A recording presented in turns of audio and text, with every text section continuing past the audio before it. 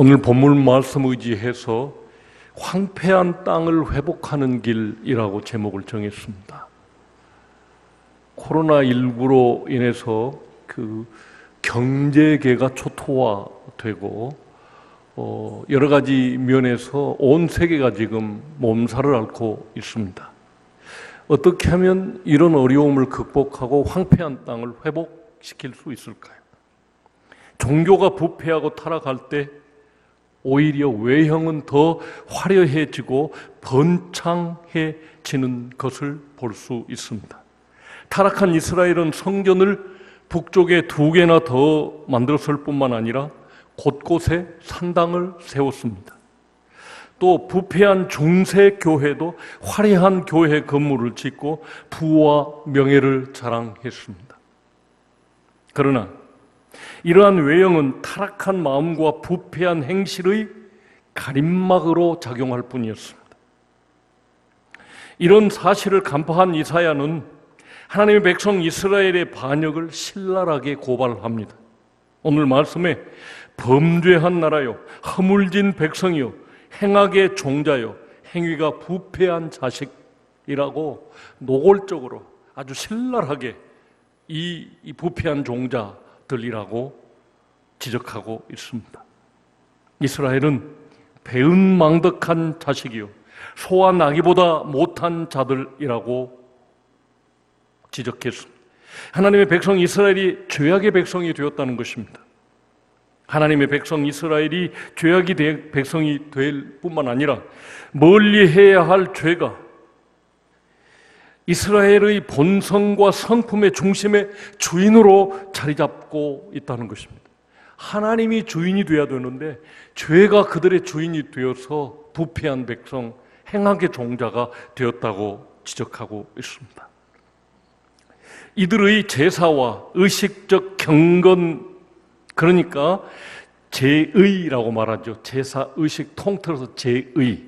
이스라엘 사람들의 제의에 대한 비판은 예언자의 주요 메시지 가운데 하나가 되었습니다. 선지자들의 비판은 성전 제사와 성전 중심적 경건에 집중되었습니다. 이들은 제사의 근본적인 의미와 그 한계에 초점을 맞춰 자기 시대의 제의를 고발하고 지적하고 신랄하게 비판했습니다. 이에 이들에 의하면 제사는 그 자체로 최선도 아니고 자기 목적적 제도도 아닙니다. 제사는 언약의 핵심에 속하지 않기에 언약의 준수를 판단하는 기준이 될 수 없습니다. 제사 잘 드리면 하나님을 잘 섬기는 것 아니라는 것입니다. 제사가 목적이 아니고 제사가 최선이 아니라고 지적하고 있습니다. 주일날 예배만 드리고 밖에 나가서 사는 것은 엉망이면 그 예배는 하나님이 안 받으신다.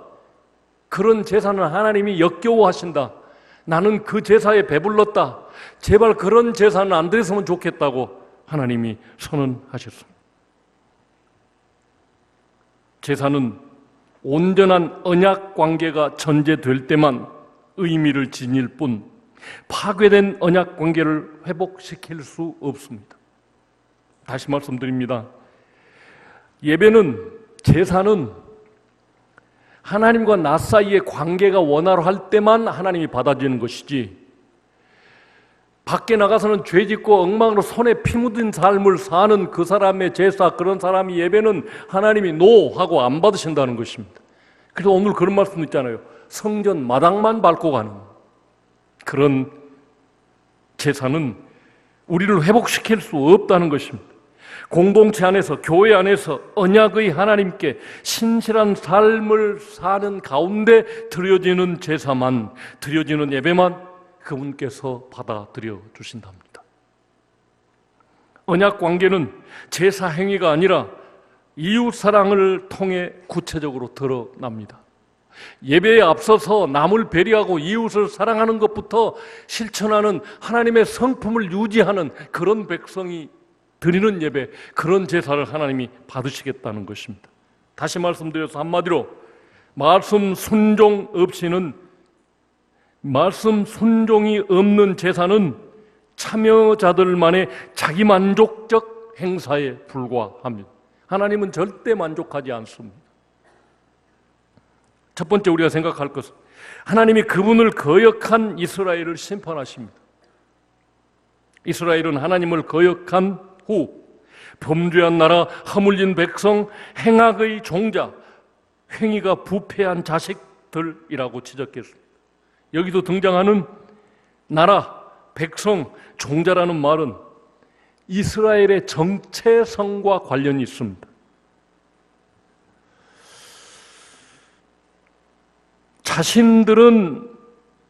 자신들이 아브라함의 종자, 아브라함의 씨요, 하나님의 택하신 백성이요, 거룩한 나라라고 여겼습니다. 그러나 그들은 이미 하나님을 떠나서 하나님은 그렇게 인정하지 않고 있었다는 것입니다. 읽어보시죠.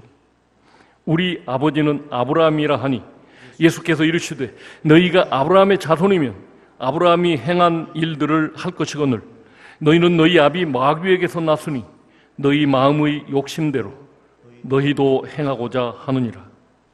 이사야 시대나 예수님 시대의 유대인들은 스스로 자랑스러운 아브라함의 후손이라고 여겼습니다. 그러나 자기 정체성을 스스로 부정하는 자들이었습니다. 아브라함의 후손이면 아브라함처럼 하나님의 거룩한 백성이면 거룩한 삶을 살아냈어야 되는데 이 말은 그렇게 하면서 행위는 연약한 사람들에게서 유린하고 뺏고 피 흘리고 이런 죄를 저질렀다라고 선지자를 통해서 지적하고 계십니다. 범죄한 결과 이스라엘은 그 땅은 황폐해지고 성읍들은 불에 타며 토지는 이방인들에게 삼켜지는 고통을 겪게 될 것이라고 선언했습니다. 이는 이미 레위기 26장에서 예고된 것으로서 이스라엘의 고통은 명백한 하나님의 징계였습니다. 가뭄이 들고 흉년이 들고 그리고 이방 나라들이 자꾸 쳐들어오고 전염병이 막 퍼지고 그리고 포로로 잡혀가고 이런 모든 것은 하나님의 징계라고 레위기 26장에 1차, 2차, 3차 징계가 딱 써져 있습니다. 그것이 그대로 이스라엘 사람들에게 임하고 있는 것입니다. 그럼에도 불구하고 자기들이 하나님의 징계를 받고 있다고 생각하지 않고 우리는 아브라함의 후손이니 우리에게는 하나님의 성전이 있으니 누구도 우리를 망하게 할 수 없다고 굳게 착각하고 있었던 것입니다. 참다가 결국 눈물의 매를 드시는 아버지의 마음입니다. 이스라엘의 평화는 하나님의 보호하심에서만 오는 것입니다. 하나님만이 이스라엘의 산성이시고 하나님만이 이스라엘의 요새이셨습니다. 그러나 이스라엘은 하나님을 저버리고 세속적 힘과 번영을 사랑했습니다. 그 결과는 그들보다 더 힘세고 번영한 나라의 침략을 받게 되었던 것입니다. 그나마 예루살렘 성이 소돔과 고모라 같은 멸망을 피하고 조금은 남아있을 수 있는 이유가 있었습니다. 읽어보십시오. 딸 시온은 포도원의 마음대같이 장애밭의 원같이 에워싼 성같이 겨우 나왔도다. 만군의 여호와께서 우리를 위하여 생존자를 조금 남겨두지 아니하셨다면 우리가 소돔 같고 고모라 같았으리로다. 하나님께서 이스라엘을 위해서 생존자를 조금 남겨두셨기 때문에 소돔과 고모라처럼 완벽하게 심판하지 않고 조금은 그 씨앗 그루터기를 남겨두셨기 때문에 남았다는 것입니다. 이처럼 이스라엘이 스스로 죄악의 올무에 걸려 징계를 자초했지만 하나님은 그들을 향한 긍휼을 거두지는 않으셨습니다. 하나님께서 바벨론 침공 직전 유다 백성들이 마지막으로 살 길을 알려주셨습니다. 그들이 살 길은 오로지 바벨론에 저항하지 않고 항복하는 길이었습니다. 읽어보십시오. 여호와께서 이와 같이 말씀하시되 이 성에 머무는 자는 칼과 기근과 전염병에 죽으리라. 그러나 갈대아인에게 항복하는 자는 살리니 그는 노량물 어둠같이 자기의 목숨을 건지리라. 그럼에도 불구하고 유다는 항전을 택했고 그 결과는 끔찍했습니다. 20살부터 평생을 바벨론에게 우리가 항복해야 된다. 하나님의 징계다. 거기 가서 살다가 오면은 70년이 차서 오면은 그때는 새로운 나라를 만들어 주시겠다고 수없이 예언했습니다. 어떤 거짓 선지자는 2년 만에 다 돌아온다고 그렇게 말했지만 그도 죽고 돌아오지도 못했습니다. 예레미야의 예언이 실제적으로 성취되고 있음에도 불구하고 마지막 말까지 듣지 않았습니다. 참 빡빡한 그런 민족이었던 것 같습니다.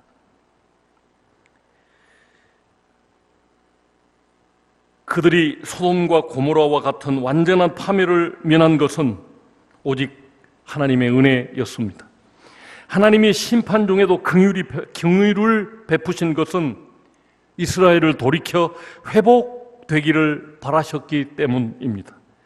코로나19 사태로 신음하는 지금 우리 사회와 교회를 향한 하나님의 징계와 긍휼은 무엇인지 생각해보고 다니엘이나 느헤미야처럼 나라와 민족을 위해서 자복하고 기도해야 할 책임이 저와 여러분에게 있습니다.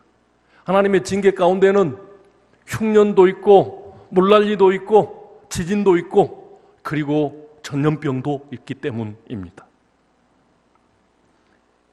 그래야 마지막 시대 추수 일꾼으로 다시 한번 이 대한민국이 사용될 수 있기 때문입니다. 그런 기미가 보이고 그런 기회가 우리들에게 주어지고 있다고 생각이 됩니다. 이미 코로나에 걸렸던 사람들의 혈장을 받아서 혈장 치료제가 10일부터 우리나라에서 임상에 들어간다고 합니다. 세계 최고의 부자인 마이크로소프트 회장, 대한민국의 치료제나 백신이 가장 선두에 있다는 것을 축하한다고 대통령께 편지를 쓸 정도로 우리나라는 모든 나라로부터 부러움을 사고 있습니다. 이것을 잘 활용해서 복음을 전달하는 그런 선교민족이 다시 한번 됐으면 좋겠다, 그런 뜻입니다. 그러기 위해서 이 땅을 회복하기 위해서 우리가 기도하고 지금 거리두기 또 면역 이런 것들, 방역 이런 것들에 최선을 다하는 저와 여러분이 되어야 될 줄로 믿습니다.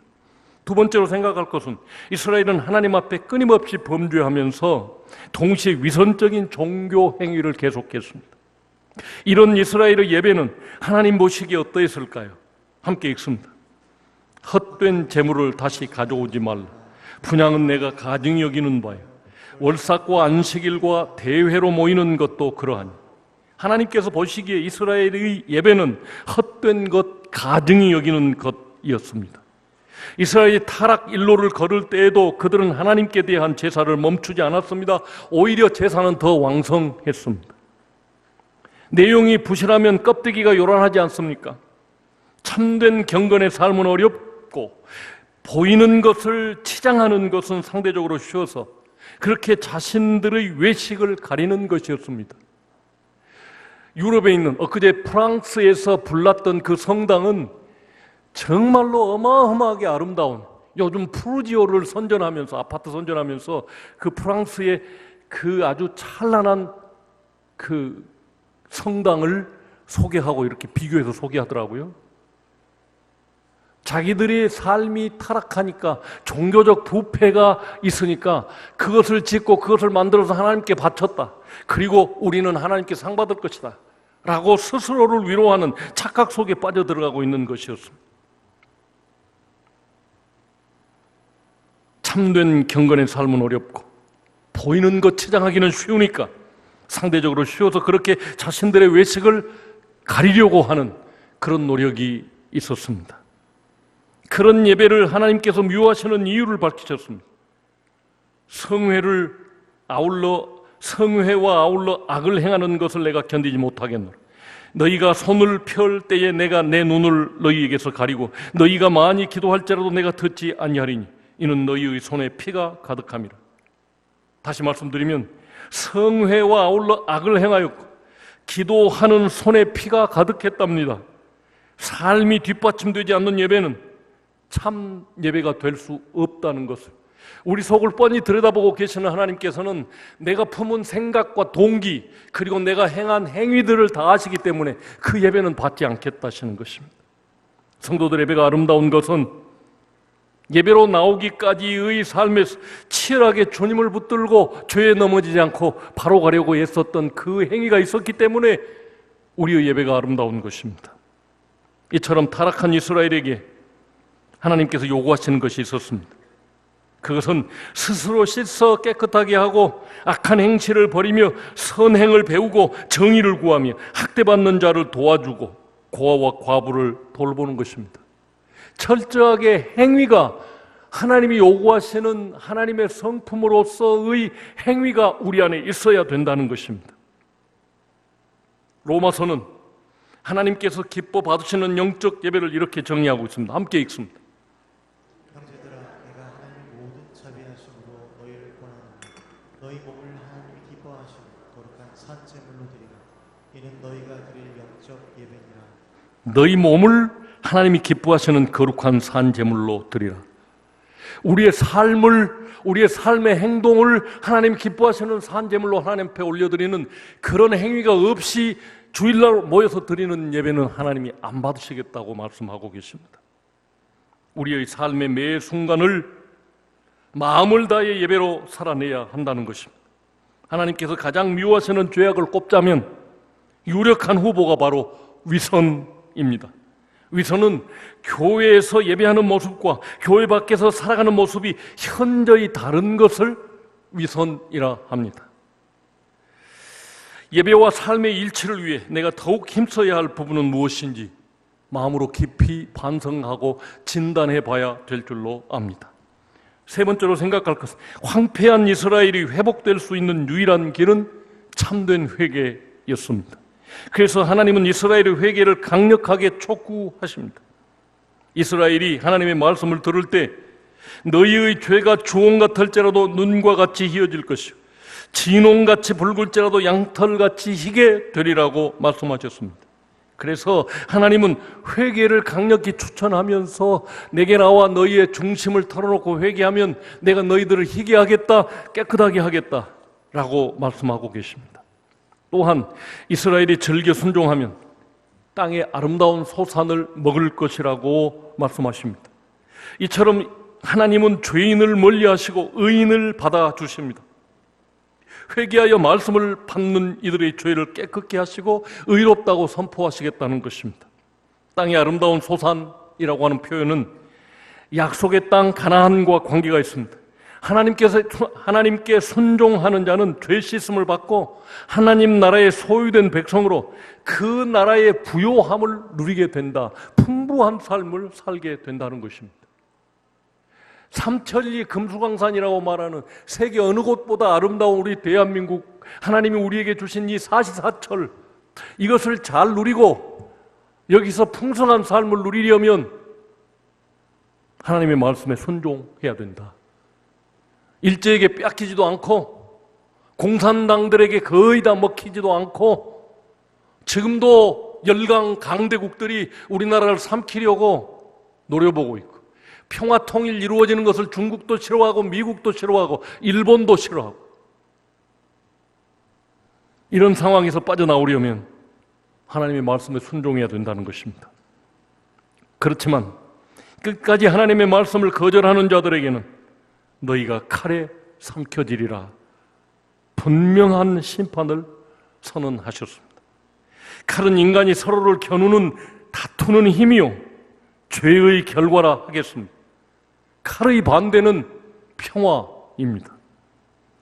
하나님께서는 순종하는 자에게는 화평을 주십니다. 칼의 결국은 심판이요 멸망인 것입니다. 죄를 씻는 것은 위선적인 종교의식이 아니라 진정한 회개입니다. 진정한 회개가 진실한 순종을 이끌어냅니다. 하나님은 이처럼 애통하는 마음으로 돌이키는 이들을 용서하시고 그들의 삶을 회복시켜 주시고 그들이 사는 땅을 풍부하게 만들어 주시겠다고 말씀하고 계십니다. 온 세계가 몸살을 앓고 있는 이 코로나19 사태를 겪으면서 나 혹은 공동체 안의 뿌리 깊은 죄가 무엇인지 생각해 보고 함께 회개하며 기도하며 회개하는 시간을 함께 스스로 가져야 될 줄로 믿습니다. 지금까지 이 말씀을 다시 정리해 보겠습니다. 거역하는 자들에게 희망이 있을까요? 하나님을 향한 이스라엘의 악행은 짐승들도 하지 않을 만큼 지독한 것이었습니다. 아무리 기회를 주어도 깨닫지 못합니다. 그렇게 호되게 심판을 하였어도 완악한 마음을 돌이킬 줄 모릅니다. 평생을 예언하며 그 예언이 그대로 이루어지고 있는 예레미야가 번이 눈뜨고 살아 있음에도 불구하고 왕이 불러서 하나님이 어떻게 하시겠냐, 변함없는 말씀을 가르치는데 선포하는데 그 말 중에 그러더라고요. 지금까지 외쳤던 거짓 선지자들의 그들이 지금 어디 있습니까? 다 사라지고 망하고 없지 않습니까? 내 말이 이루어지고 있지 않습니까? 이 말도 안 듣시겠습니까? 라고 추궁해도 결국은 거부하고 맙니다. 주님의 자비가 없었다면 소돔과 고모라처럼 사라져버릴 이스라엘, 그 많으신 하나님의 사랑마저도 감당치 못할 정도로 악했다면 이 이스라엘을 어떻게 해야 한다는 말입니까?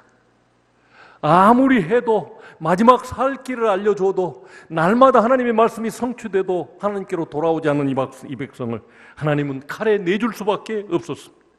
이 이스라엘을 어떻게 해야 된단 말입니까? 그 결과가 바빌론에서 70년간 나라 없이 온갖 수모를 당하는 일이었습니다. 하나님은 제사보다 순종을 원하십니다. 이스라엘은 참 어리석게도 많은 제물로 하나님 앞에서 제사를 드리면서 자신들의 악행을 가리려고 했습니다. 자신들의 행동을 정당화하려 했던 것입니다. 그러나 하나님이 원하시는 것은 많은 희생 제물이 아니었습니다. 하나님의 법에 귀를 기울이는 것이었습니다. 그들은 성전에 와서 하나님을 만나지 못하고 마당만 밟고 가는 자들에 불과했던 것입니다. 동물의 피를 바치고는 사람의 피를 흘린 죄를 태연하게 반복했습니다. 그러니 하나님이 어찌 그들의 기도를 들어주시겠습니까? 하나님의 기도 응답이 없는 이스라엘에게 어떤 희망이 있겠습니까? 요즘 여러분들의 기도는 응답되어지고, 그리고 하나님에 의해서 응답되어지면 내 미래는 밝다고 생각하십니까? 답답해서 기도가 되지 않습니까? 스스로 진단해보고 기도하러 나오십시오. 저희 목회자팀이 도와드리도록 하겠습니다. 그런데 문제는 우리가 사는 오늘 이 시대가 하나님의 뜻인 성경 말씀과는 전혀 다른 길로 치닫고 있다는 것입니다. 하나님의 창조를 부인하고 윤리와 도덕을 파괴하는 그런 조례와 법을 만들어 남녀가 섞여서 남자가 여자 화장실 가도 되고 여자가 남자 화장실 가도 되는 그런 묘한 법을 만들어서 선포하려고, 그리고 벌써 아이들에게 가르치고 있습니다. 많이 가진 사람들이 가난한 자를 유린하는 부익부 빈이 힘 있는 자들만이 잘 사는 그런 가인의 나라가 되고 말았습니다. 하나님은 선지자를 보내어 악행을 그치고 선행을 배우라고 선포하십니다. 가망 없이 보이는데도 하나님 여전히 손을 내밀며 돌아오라고 하십니다. 회개하여 죄를 씻고 악한 행실을 버리고 행악을 그치고 다시 정의와 선행의 삶으로 돌아오라고 외치고 계십니다. 그렇게만 한다면 종 같은 죄라도 양털같이 희게 해주실 것이라고 약속하십니다. 재앙의 땅이 번영의 땅으로 변할 것입니다. 하지만 이마저도 거절한다면 그들은 스스로 심판의 칼을 끌어들이게 될 것입니다.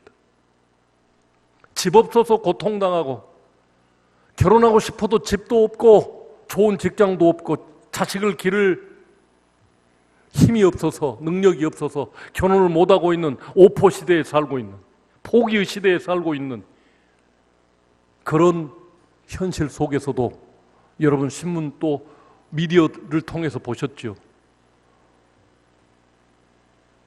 이 나라 정부의 고위 관계자들은 집 5개 가지고 있는 사람, 10개 가지고 있는 사람, 국회의원이나 꽤나 잘 나간 사람들 보니까 다 부자더라고요.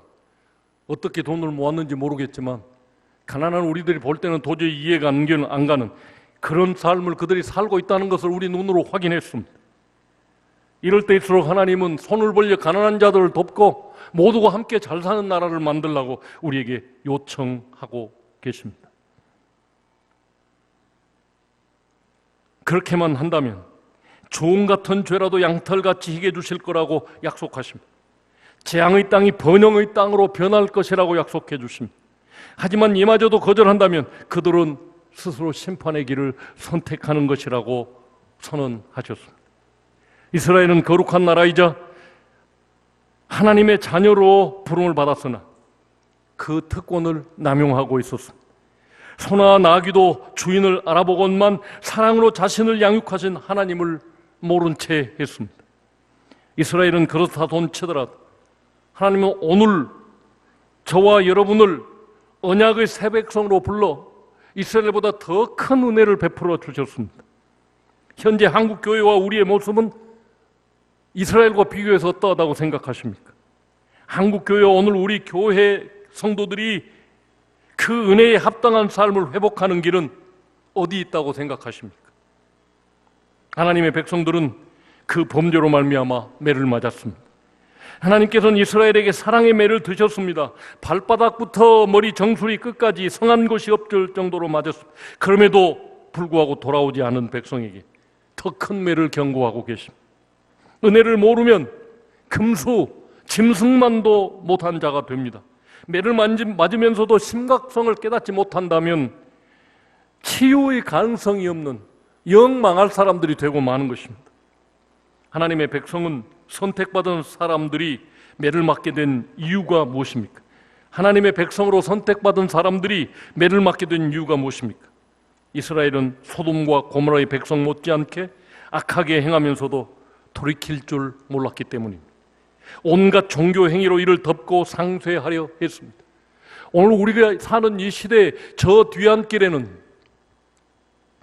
소돔과 고모라보다 더 더러운 그런 일들이, 그런 작태가 벌어지고 있다는 사실입니다. 우리나라 2차 유행을 가지고 왔던데도 동성애 클럽에서 우리 전라남도에서도 56명이 올라가서 그 동성애 클럽에 참여했다는 것을 이미 밝혀진 바입니다.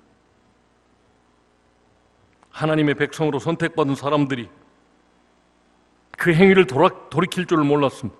그리고 버젓이 종교 행위로 이를 덮으려고 시도했습니다. 하나님은 악한 의도를 담은 종교 행위를 용납하지 않으십니다. 오늘날 한국 교회는 자신들의 부끄러운 면을 감추고 화려한 종교의식으로 하나님의 환심을 사려 하지는 않는지 우리가 스스로 진단해 봐야 하겠습니다. 그렇다면 하나님의 백성들이 치유를 받아 온전하게 되는 길이 무엇일까요? 오늘날 전염병이 창궐한 이 위기에 처한 우리 공동체가 치유받는 길은 악행을 그치고 정의를 구하며 약한 자를 대변하고 돌보는 것이라고 말씀하십니다. 오늘날 그리스도인들이 행위가 뒷받침되어야 된다는 것입니다. 심각한 죄를 외면한 채 종교 행위로 사소하게 다루려 하지는 않습니까?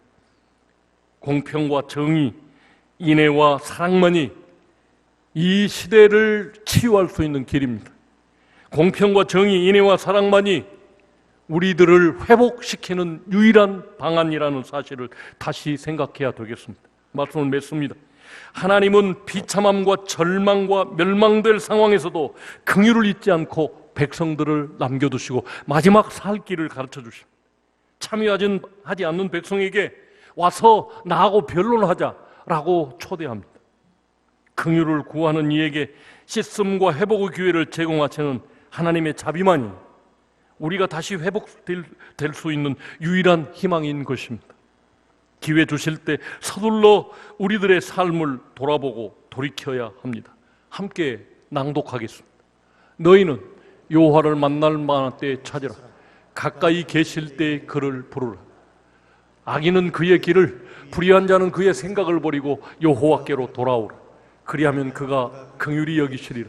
우리 하나님께로 돌아오라. 그가 너그럽게 용서하시리라. 이 땅을 회복하는 길, 우리가 신앙을 회복하는 길, 우리나라가 다시 한번 존귀하게 사용될 수 있는 길은 방금 이 말씀에 있다고 생각합니다. 여호와께로 돌아와서 그 하나님의 심정을 품고 살아가는 것임을 다시 한번 기억했으면 좋겠습니다. 일어서